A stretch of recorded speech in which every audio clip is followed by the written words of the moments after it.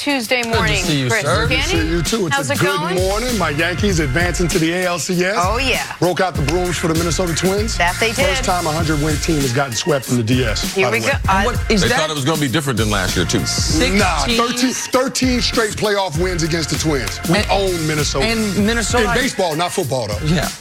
I think Minnesota's lost 16 consecutive playoff games as an organization after not losing 16 straight in the regular season like 100 years. It's unbelievable. Yeah, that ain't good. It ain't great. No, it ain't good. Yeah, man, leave the people alone now. Okay, Yankees won. People in Minnesota. Well, Chris Nick was throwing out the Chris extra has stats. split loyalties I here, have the man. quick hitter. Let's move on. Let's get to football. Yeah, I know I could knock Nick out. Now, you might be a problem. Let's talk some Monday night football from last night. Baker Mayfield and the Browns in San Francisco, Cleveland looking to be above 500 for the first time since 2014. After last night, it may as well have been 2014.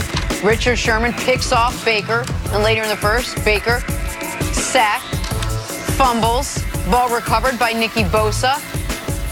He got it. Just under 5 minutes left in the first half. Baker is intercepted again, looking for Antonio Callaway in the red zone. Boy, a terrible night for Baker Mayfield. 8 for 22, 100 yards, 3 turnovers on the night. Bosa rubbing it in with the flag plants. Here's Baker after the loss. Once again, I'm not hitting the panic button. I think for us, it's just, we know the problem. We know we have to, be better. We just have to do better. And when you play a great team, you have to eliminate mistakes. You just have to. We know exactly what we need to do. We need to play well. We need to do our job each and every play, and not lose sight, the goal at hand. You can't have mistakes. You can't have, turnovers. You can't have drops. You can't have penalties. That's offensively, that kind of summed us up, We just shot ourselves in the foot too many times. All right, Canty, in your opinion, what went so wrong for the Cleveland Browns last night? Well, it looked like one team was ready to go out there and play a football game and execute, and the other team just thought they could roll their helmet out there and get a win. Now, I know that the 49ers had the bye week, so you would expect them to be prepared. You would expect that they would be sharp, especially in the situational football in all 3 phases, and I think that we saw that. But also, when you look at the Cleveland Browns overall, some of the mistakes they made are just inexcusable. All of the turnovers, going 0 for in the red zone, being 1 of 11 on 3rd down, that's an issue. And so for me, I question whether or not Freddie Kitchens had this team prepared to play a football game. And when you saw the way that they got dominated last night, it's hard to imagine that they had a great week of practice and they put this team under a microscope. I think they underestimated their opponent, the San Francisco 49ers. They looked at their schedule and said, you know what? They really haven't beaten anybody. This is a team that on paper we have more talent than. We should be able to go out there and win this game. Especially coming off the win they had last week. And they were in for a rude awakening. And exactly right. I think that's undersold in terms of them being able to come off an emotional win on the road against a divisional rival in the Baltimore Ravens. One of the questions we had about this team coming in was not only how they would handle adversity, but also how they would handle success. And so when you have a win like that, that's a real thing. Coming off of the embarrassment that they had on Sunday Night Football against the Rams, I just felt like going into this game, the Cleveland Browns weren't as prepared as they should be. So going into the season, there were 2 major questions with the Browns. Right now, they are failing in response to both those questions. One was the offensive line. The other was the head coach. And I'm not saying the head coach is a failure. I'm saying up to this point, he is failing. There's a difference there. The offensive line, we were worried about. The offensive line got obliterated last night. There was, by a very talented and very highly drafted defensive line, so credit to San Francisco for putting their resources there, but it was Baker Mayfield under duress the entire game. The biggest concern, though, for me with Cleveland is they have a 3rd issue that, for me, was not one of the questions going into the season, and that's the quarterback. Going into the season, one of the reasons that I was not as worried about the lack of talent on the offensive line, I was not as concerned about the uncertainty of the head coach is all that talent on defense, bringing in Odell on offense, and that Baker, after setting the NFL record for passing touchdowns by a rookie, despite not even playing the entire season, I thought he was poised to be not a league MVP, but in that next tier, that tier of excellent quarterbacks that would be in the discussion for league MVP at some point during the season. He's been the opposite. And I can show you Baker's numbers compared to another young quarterback if you'd like to see them. And it's a comparison no young quarterback, I would imagine, would want to be in. Baker this year, there's his numbers. There's the guy on the right. The guy on the right has more touchdowns, fewer picks, a better passer rating, more yards per game, and a far better completion percentage. And by the way, those numbers on the right aren't great. That guy on the right that ain't great. It's Josh Allen. The Buffalo Bills now are winning despite Josh Allen. The Cleveland Browns cannot win despite their quarterback. They have to win in part because of their quarterback. So Freddie Kitchens hasn't done a great job. The offensive line is as beleaguered as we thought it might be.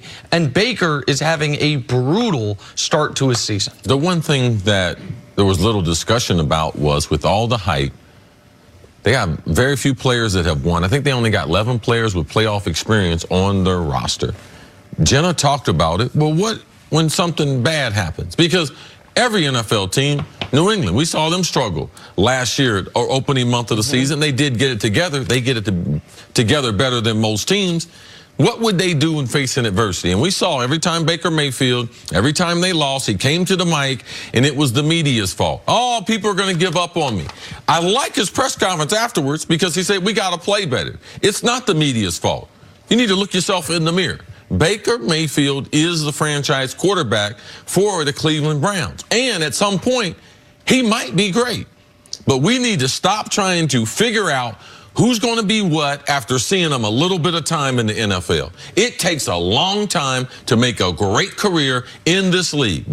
And I think we as media people, we don't do a good job of it as far as granting all these people immediate stardom. Oh, this guy's going to be the next great. I've seen a lot of guys have one good season, and that being either a rookie year or a journeyman have one great year, and then the next year they come back down to earth. It takes a true professional to work at your craft, and Baker Mayfield is, because there's a lot of good quarterbacks, but how can I be good with a bad offensive line? Tom Brady and the good ones have shown how to do it. That's what Baker Mayfield's, that's his task. How do I be good with this offensive line? This is the worst one I've played with. Oklahoma, best offensive lineman in football when he was there. Last year's offensive line, top 10 in the NFL. This one, at the bottom of the NFL, Canty. Well, CC, a part of the reason why they drafted Baker Mayfield first overall is because he could overcome some of the deficiencies of the team, the guys that are around him. And so when you look at this offensive unit, he's got skill position players out the wazoo, but what's the problem that they have in terms of matchups on a week-in, week-out basis? It's the offensive line. So Baker has got to find a way to be able to navigate around that. Now, one of the things that could help this Cleveland Browns offense is not turning over the football. Yeah. I mean, when you have that amount of turnovers, and especially in the first half of games, then that helps the other team. That gives them extra possessions. That gives them more opportunities to put points on the board. When you have a double-digit deficit, guess what you have to do? You have to get away from your running game, and you have to throw the football. And that's advantage San Francisco with their defensive front. I watched you run down the defensive front that they got. Eric Armstead, Defoe, DeForest Buckner, who's one of the best interior defensive linemen in the National Football League. Last night was a coming-out party for Nicky Bosa. Well, I mean, a part of why those guys were able to have that success is because you had to get away from the run game. I mean, if you take out that 37-yard run that Nick Chubb had on that trap play, I mean, he only averaged 3.3 yards a carry. So coming off the game that he had coming off of the game when we thought, wow, we've saw the rediscovering of Chubb. Well, exactly. I mean, it's not a rediscovery. We recognize if you got a bad offensive line, you probably should run the football as much as you try to drop back and throw the football. They had 29 rush attempts against the Ravens, and that worked out. Last night, they only had 17, and one of them was a gadget with Odell. So, to me, Freddie Kitchens has a clear formula in terms of how his team needs to play in order to have success, and that's not Baker Mayfield dropping back to throw the ball as much as they did last night. That's trying to be more balanced on the offensive side of the ball and running Nick Chubb. And that balance comes from Chubb. This offense, I love OBJ. He's exceptional. I like Baker. Baker's going to be a great quarterback. But to start an offensive team with a bad line, you have to ground it with that running game. Chubb is the most important Brown right now. And let's see week in and week out how they get him involved to build, set up all the other things. And you made such a good point earlier. The game had the feel that Freddie Kitchens was trying to force his way into different situations. Yeah. Force the ball to Odell, force the ball to Callaway first time being back. And when you do that, you're just going to get yourself in Callaway didn't even remember it's not college football and you got to touch the guy to be down. after that interception. Just watched him get up and run. All right, Canty, stick around. Coming up, Jerry Jones knows the Cowboys need to get better. That's next.